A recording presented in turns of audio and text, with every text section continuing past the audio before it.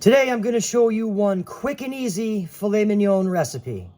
Okay, so here I have a filet mignon. This guy's about 1.5 inches thick. And the first thing you want to do is you want to preheat your oven to 400 degrees, okay? Because that's going to help us in the cooking process. So the first thing you want to do is we're going to season this guy up here. We're going to hit it with some kosher salt and some black pepper.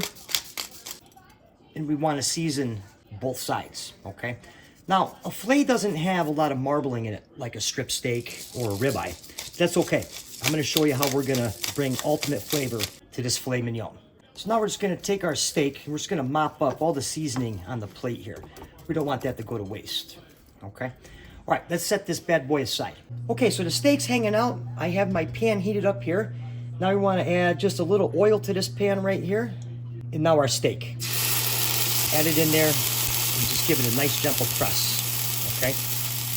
You want to cook the steak about 3 minutes per side on a medium heat in a cast iron pan, okay? Don't touch it, okay? The steak will release when it's ready to be flipped, about 3 minutes. All right, so it's been 3 minutes, and what we want to do is we're just going to grab it here, give it a nice, see that sear we're looking for here, guys? We're just going to give it a nice flip. I'm going to go on this side. Give it a little press. We're going to go 3 minutes on this side. All right, before our 3 minutes is up, we're just going to move our steak right here, okay? We're going to have some fun. We have to give this guy some flavor, all right? So we're going to add some butter, garlic cloves, fresh rosemary, and thyme. We're just going to work everything right in here. If you're cooking in a cast iron pan, here's where you want to turn it down, okay? Because the pan is very hot, retains the heat. And now we're just going to give it a nice base. Those aromatics in there. Give some nice flavor to our filet mignon. Okay? Nice base. We'll let this side go about another minute. All right, after about another minute, I'm just going to give it one more baste quickly. We're going to take our steak right out of the pan and right onto this wire rack, which I have over a very old pan here, okay? Now, the reason we're doing this is because the cast iron pan is so hot that we want it to cook evenly in the oven, okay? So I'm gonna just put my aromatics right on the top there.